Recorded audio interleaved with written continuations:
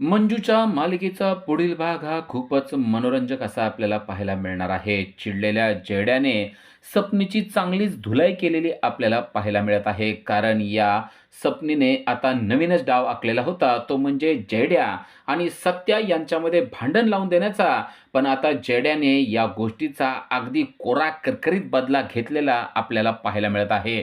जयड्याने आता ठरवले की या सपनीला सुधारलंच पाहिजे आणि म्हणून जयड्याने तिची चांगली बेल्टने धुलाई केलेली आपल्याला पाहायला मिळणार आहे. आणि आता तिला समजलंय की जयड्या आणि सत्या हे एकाच नाण्याच्या दोन बाजू आहेत.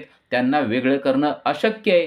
ही गोष्ट आता सपनीच्या देखील लक्षात आलेली आहे. आणि आता ही सगळी गोष्ट सपनीवर कशी उलटणार आहे ते आपल्याला या भागामध्ये पाहता येणार आहे. त्याचबरोबर पेंटरनं देखील मायाची चांगलीच धुलाई केलेली आहे. पेंटरनं देखील ठरवलंय की या मायाला आता सुतासारखं सरळ करणं गरजेचं आहे. कारण ती आता सत्या आणि जयड्या यांच्यामध्ये भांडण लावायला लागले म्हणल्यानंतर हिनं आता त्या अमानुषकीपणाचं टोक गाठलेलं आहे असा विचार करून आता पेंटर यांनी तिची धुलाईच करायचं ठरवलेलं आहे. आणि काठीनं चांगली तिची धुलाई केलेली देखील आपल्याला या भागामध्ये पाहता येणार आहे. जर आमच्या चॅनलला अजून सबस्क्राईब केलं नसेल तर त्वरित सबस्क्राईब करा आणि हा भाग शेवटपर्यंत नक्की पहा. सपनीला अगोदरच सत्याचा राग आलेला आहे. कारण सत्याला तिनं सांगितलं होतं की दुसरं लग्न करा, पण सत्या त्या गोष्टीवर खूप चिडलेला होता आणि त्यामुळे सपनीला चांगलंच सोनावलेलं आहे. आणि तेव्हापासून सपनीच्या मनामध्ये एकच गोष्ट भिनभिनती आहे, ते म्हणजे सत्या आणि जयड्या यांच्यामध्ये जर भांडण लावलं तर बरं होईल. कारण जयड्या तर आपल्या बाजूनं बोलत नाही, पण सत्या मात्र त्याच्या बायकोच्या बाजूनं बोलतो. म्हणून तिला असं वाटतं की जयड्या आणि सत्या यांच्यामध्ये भांडण व्हायला पाहिजेत. आणि हीच गोष्ट आता ती आधीच मूर्ख असलेल्या मायाच्या डोक्यामध्ये भरवत आहे. ती मायाकडे गेलेली आहे आणि ती मायाला सांगते की आपल्याला जर का या घरावर राज्य करायचं असेल, म्हणजे त्या मंजूला जर का घराच्या बाहेर हाकलून द्यायचं असेल, तर आपल्याला भावाभावांमध्ये भांडण लावावं लागेल, अशी गोष्ट ती पटवून देण्याचा प्रयत्न करते आहे. पहिल्यांदा तर मायाला ही गोष्ट अजिबातच पटत नाही. माया म्हणते, "ए सपने खुळ्या डोसक्याचे, तुला कळतं का तू काय बोलतेस ते ग? असलं अजिबात काय होणार नाही." पण त्यानंतर लगेच सपनी त्यांना म्हणते, "असं तुम्हाला वाटतंय, पण विचार करा, जर का जयड्या आपल्या बाजूला आला तर किती मोठा फायदा होणार आहे. जयड्या जर का आपल्या गोड भाषेला जर का फसला, तर जयड्या उद्या सत्याला भांडेल आणि सत्याला जर का भांडला, तर सत्याला भांडल्यानंतर सत्या आणि मंजूमध्ये देखील आपण भांडण लावून देऊया आणि त्या मंजूला घराच्या बाहेर हाकलून लावूया." असं काहीही आता ही सपनी मायाला सांगत आहे. आणि मायाला देखील या गोष्टी खऱ्या वाटतायत. माया म्हणते, "सपने, तू म्हणतेस ते खरं होईल का गं?" तेव्हा सपनी म्हणते, "अहो, होणार म्हणजे 100% खरं होणार." तेव्हा आता माया म्हणते, "असं असेल तर जा आणि लगेचच्या लगेच जयड्याला बोलवून घेऊन ये. आपण त्याला लगेच आपली सगळी बाजू पटवून देऊया. एकदा का जयड्याला आपली बाजू पटली आणि जयड्या आपल्या बाजूनं झाला, तर मग सत्या आणि याच्यामध्ये थोडे भांडण लावून द्यायला काहीच हरकत नाहीये." असा मूर्खपणाचा विचार आता मायाने देखील केलेला आहे. सपनीनं पण लगेच त्या गोष्टीवर अंमलबजावणी करत जयड्याला बोलवून घेतलेलं आहे. माया त्याला बोलून म्हणते, "जयड्या, अरे ये बस." आता जयड्याला यांचं वागणं लगेच एका क्षणात कळलंय की या दोघी असं गोड का बोलतायत. तेव्हा तो म्हणतो, "मला खूप काय काम आहे, मला जाऊ द्या." पण आता सपनी मात्र त्याला जाऊ देत नसते. "माझ्यासाठी जरासुद्धा वेळ काढत नाहीस, थांब जरासं बस." असं म्हणून तिने जयड्याला बसायला सांगितलेलं असतं. तर चक्क माया जयड्याच्या हाताला धरून त्याला, "बस अरे बाबा, जरासं बोलत जा मम्मी साहेबांशी." असं म्हणून त्याला बसवलेलं आहे. तेव्हा जयड्या म्हणतो, "अगं नक्की तुम्हाला काय बोलायचंय?" ही सपनी पण म्हणत होती की मम्मी साहेबांना बोलायचंय. "नक्की काय बोलायचं मम्मी तुला? बोल बरं." असं म्हणून जयड्या आता मम्मी साहेबांच्या समोर बसलेला असतो. तेव्हा आता मम्मी साहेबांनी बोलायला सुरुवात केलेली आहे. ती म्हणते, "अरे जयड्या, आम्हाला ना तुझी खूपच काळजी वाटते." जयड्या म्हणतो, "माझी काळजी? आता माझी काळजी करायची काय गरज आहे? माझं मस्त छान चाललंय." ती म्हणते, "हो, आता छान चाललं आहे. पण असा मला कधी-कधी विचार येतो की आमच्या पाठीमागं काय होईल? अरे आता मी म्हातारी झालोय, पिकलं पान कधी गळणार काय सांगता येत नाही. त्यामुळं मला तुझी सगळी काळजी वाटते." तो म्हणतो, "ए मम्मी, तुला काय ताप आलाय काय? काय झालंय? पिकलं पान? अगं अजून चांगली आहेस की तू. काय होत नाही तुला अजून 50-60 वर्ष. उगाच काहीतरी बोलू नको." तेव्हा माया म्हणते, "अरे तसं नाही. ते आहे ते बरोबर आहे तुझं, पण मला तुझ्या भविष्याची काळजी वाटते. हे बघ सत्या कसा हुशार आहे, त्याची बायको हुशार आहे, तिला नोकरी आहे. अरे पण तुझं काय होणार आहे? मला असं वाटतंय की ही सगळी प्रॉपर्टी आहे ना, ती तुझ्याच नावावर करावी." तेव्हा जयड्या म्हणतो, "काय प्रॉपर्टी? आणि आता प्रॉपर्टीचा काय विषय निघालाय मध्येच?" "अगं मम्मी काय पण बोलू नको बरं तू. असलं काय उगाच प्रॉपर्टीचा विषय माझ्यापुढं काढू नको आणि तुला बोलायचंच असेल ना प्रॉपर्टीचं, तर सत्याला पण बोलव ना. मला एकट्याला बोलवून का असलं सांगायला लागली आहे?" असं म्हणून जयड्यानं त्यांचा प्लॅनचा अक्षरशः वाटच लावली आहे. तेव्हा मम्मी साहेब म्हणतात, हीच तर गोष्ट तुला कळत नाही. अरे बाबा, हेच मला तुला सांगायचंय. तुझ्या भविष्याची मला खूप काळजी वाटते. तू कसा आहेस ना, अरे एकदम साधा भोळा आहेस रे बाबा. कसं आहे सगळं विकून टाकशील आणि फुकून बसशील. तुला काय कळणार नाही, नाहीतर कुणाला देऊन टाकशील. तो म्हणतो, "तुला काय वाटतंय मी काय मूर्ख आहे का?"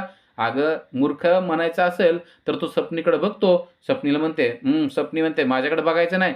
तो म्हणतो, "तुझ्याकडे नाही बघत आहे, पण मला काय वाटतं माहिती आहे का, मी काय मूर्ख नाही मला सगळा व्यवहार वगैरे व्यवस्थित कळतो आणि जर काही चुकलंच तर सत्य आहे की मला सांगायला. अगं मम्मी तू उगाच विनाकारण काळजी करायला लागली आहे." असं म्हणून तो सत्याचा किती विचार करतो हे सगळं तो दाखवण्याचा प्रयत्न करत असतो. तेव्हा मम्मी साहेब चिडतात आणि म्हणतात, "सत्या, सत्या, सत्या, तुला काय वाटतंय तुझं स्वतःचं काय आयुष्य आहे का नाही? तुझ्या स्वतःचा काय संसार आहे का नाही? अरे जरा स्वतःचा विचार करायला शिक. मी तुला काय म्हणते कळतंय का? अख्खी प्रॉपर्टी मला तुझ्या नावावर करू वाटते आणि तू उठलं की सुटलं मला सत्या मदत करेल, मला सत्या सांगेल. सत्या सांगेल नाहीतर त्याची बायको सांगेल तुला. अरे ते तुझं कधी चांगलं बघणार आहेत का? स्वतःचा विचारच तुला काय कळत नाही." असं ती बोलायला लागते. तेव्हा जयड्या म्हणतो, "हे बघा, मी तुम्हाला ना आता नमस्कार घालतो. माझ्या डोक्यात उगाच खुळं काही बी भरू नका आणि मला काही सांगू नका. राहिला प्रॉपर्टीचा विषय ना, मला असल्या गोष्टीत काहीच इंटरेस्ट नाही. तुम्हाला जे काय बोलायचं आहे ना, ते सत्याला बोला." असं म्हणून अक्षरशः त्याने माया आणि सपनीचा प्लॅनच फेल करून टाकलेला आहे. माया आणि सपनीला असं वाटत होतं, की जयड्याला जर का आपण प्रॉपर्टीची आमिष दाखवली, तर कदाचित तो विचारेल, की इतकी सगळी प्रॉपर्टी माझ्या नावावर का करतायत? किंवा हे सगळं माझ्या नावावर झालं तर बरं होईल, असं काही तो बोलेल. पण त्याने मात्र असं काहीच बोललेलं नसतं. आता मायाने ठरवले की यासाठी तात्यासाहेबाची मदत घ्यायची आणि तिने त्यासाठी तात्यासाहेबांना फोन केलेला आहे आणि ती तात्यासाहेबांना सांगते की मला असं वाटतं की जयड्याला जर का आपल्या बाजूनं केलं तर आपल्याला खूप मोठा फायदा होऊ शकतो. तेव्हा तात्यासाहेब म्हणतात, "म्हणजे मम्मी बाई तुम्हाला काय म्हणायचंय ते स्पष्ट बोला."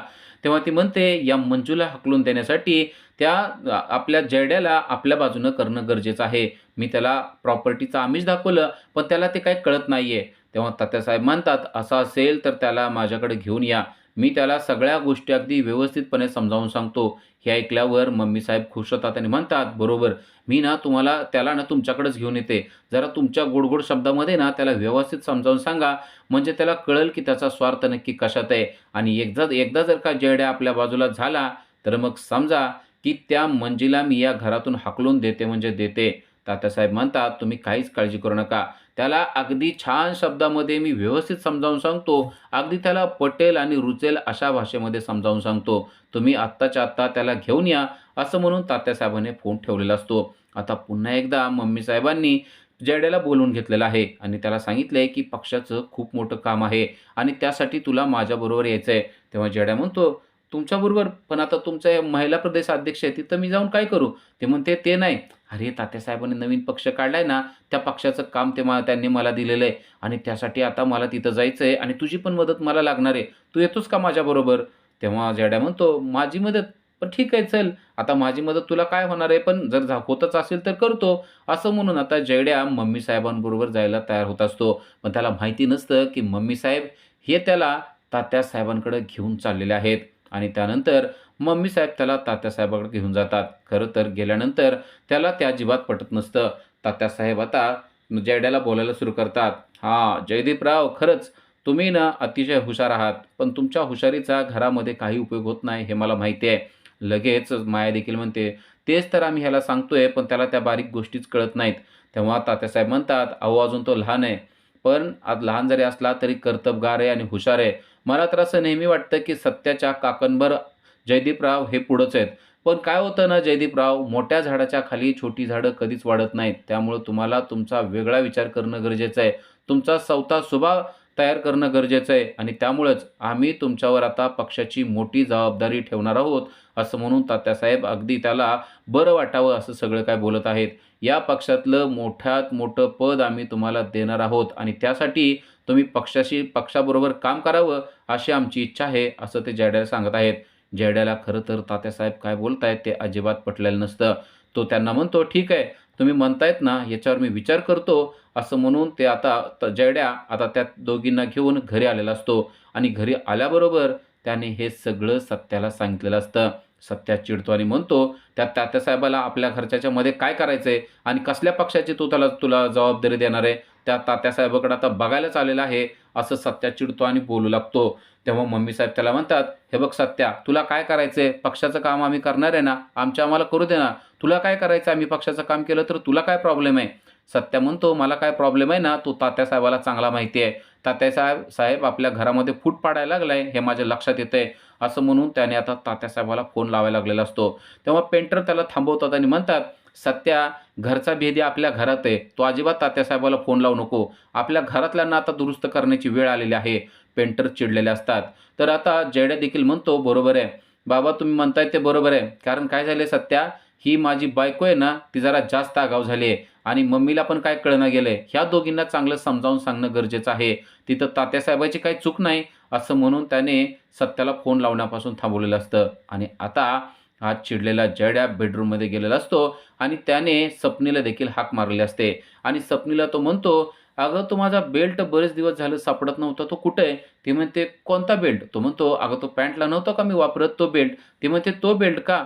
तो बेल्ट मला वाटतंय कपाटात असेल." ती म्हणते, "आता त्याचं काय करायचंय?" तो म्हणतो, "आता तुला बाहेर जायचं आहे." ती म्हणते, "मला? म्हणजे तुम्ही पण येणार आहे का बाहेर?" तो म्हणतो, "नाही, आता तुला बाहेर जायचं आहे. एक काम कर, तू लगेच 112ला फोन कर." ती म्हणते, "112ला? 112ला काय आहे?" तो म्हणतो, "त्यामध्ये गाडी असते आणि त्यात डॉक्टर देखील असतात आणि ते तुला आता घेऊन जाणार आहेत." स्वप्नीला काहीच कळत नाही, की नक्की हा काय बोलतोय. स्वप्नी त्याला कपाटातला बेल्ट काढून देते आणि आता जयड्या तिच्या समोर बसलेला असतो आणि म्हणतो, "आता तुला ॲम्ब्युलन्समध्ये बाहेर जायचं आहे." तेव्हा ती म्हणते, "म्हणजे?" तो म्हणतो, "म्हणजे आता या बेल्टचा वापर करण्याची गरज आहे." असं म्हणून त्याने एक बेल्टचा फटका तिला ठेवून दिलेला असतो आणि तिनं बोंबलायला सुरुवात केलेली असते. ती म्हणते, "काय झालं? तुम्ही मला का मारताय?" तेव्हा जयड्या म्हणतो, "तुझा जो काही नालायकपणा चाललाय ना, तो माझ्या चांगलाच लक्षात आलेला आहे." ती म्हणते, "अहो मी नाही हे काय केलेलं. हे सगळं केलंय ते मम्मी साहेबांनी केलेलं आहे. माझा काही दोष नाहीये." सत्या म्हणतो, "कुणाचा दोष आहे ना ते चांगलं कळतं मला. त्या मम्मीला काय कळत नाही म्हणून तिला काही गोष्टी तू सांगतेस." असं म्हणून आता जयड्याने पुन्हा एक फटका तिला ठेवून दिलेला आहे आणि आता बेल्टने चांगलीच तिची धुलाई त्याने करायला सुरुवात केलेली आहे. तिला अगदी सुतासारखं सरळच त्याने केलं आणि सांगितलंय, "इथून पुढं माझ्यामध्ये आणि सत्यामध्ये फूट पाडण्याचा जर प्रयत्न केला, आता फक्त बेल्टनं तुझा समाचार घेतलाय, इथून पुढं लाथाबुक्क्याने समाचार घेऊन तुला हाकलून देणार आहे." तिकडं पेंटर देखील चांगलेच चिडलेले आहेत आणि ते मायाला म्हणतायत, "या सगळ्या गोष्टी तुला तात्यासाहेबाकडे जाऊन करायच्या होत्या का? काय गरज होती तुला तात्यासाहेबाकडे जाण्याची आणि जयड्याला तिथं घेऊन जाण्याची? तुला काय वाटतं, तुझ्या या गोष्टी मला समजत नाहीत का? या घरामध्ये फूट पाडण्याचा प्लॅन तुझा आहे." म्हणून त्यांनी देखील काठी काढली आहे आणि चांगलीच मायाची धुलाई करायला सुरुवात केलेली आहे. अक्षरशः माया त्यांच्यापुढं हात जोडून उभी झाली आहे आणि म्हणते आहे, की "माझं चुकलं, इथून पुढं मी असं काहीच करणार नाही." सत्याला मात्र कळले, की जयड्या आपला किती विचार करत होते. सत्याला ह्या सगळ्या गोष्टी कळतात, तेव्हा माया आणि सपनाचा त्याला खूपच राग आलेला आहे. या गोष्टी आता मंजूला देखील कळलेल्या असतात. मंजू सत्याला म्हणते, "काय झालं?" तेव्हा सत्या सांगतो, की सपना आणि मम्मी साहेब हे तात्यासाहेबांकडे गेले होते आणि जयड्याला त्या पक्षाचं काम करायला सांगत होते आणि त्यावेळेस जयड्याला कळलं, की मम्मी साहेब आणि सपना या माझ्यामध्ये आणि जयड्यामध्ये फूट पाडण्याचा प्रयत्न करत आहेत. हे ऐकल्यावर मंजूला सुद्धा धक्का बसलेला असतो. त्यानंतर जयड्या हा सत्याकडे येतो आणि त्याला म्हणतो, "सत्या, तुला काय वाटतंय त्यांनी जरी फूट पाडण्याचा प्रयत्न केला तरी देखील माझं तुझ्यावरचं काही प्रेम कमी होईल का?" सत्या म्हणतो, "मला माहिती आहे जयड्या, कोणी तुला काही जरी सांगितलं ना तरी तू कधीसुद्धा माझ्या विरोधात भांडणार नाही आणि कधीच मला बोलणार नाही." जयड्या म्हणतो, "हे बघ सत्या, माझा तुझ्यावर खूप जीव आहे. माझा तू भाऊ आहेस ना, तर अगदी तू माझा जीव आहेस." सत्या म्हणतो, "मला माहिती आहे जयड्या, पण हे असं का करतात ना तेच मला कळत नाही." असं म्हणून सत्याने जयड्याला जवळ घेतलेलं असतं आणि मिठी मारलेली असते. जयड्याने दाखवून दिलंय, की त्याचं सत्यावर किती प्रेम आहे आणि सपना आणि माया यांनी मात्र चांगलाच मार खाल्लेला आपल्याला पाहायला मिळत आहे. अशा सिरियलच्या अपडेटसाठी आजच आमच्या चॅनलला सबस्क्राईब करा. थँक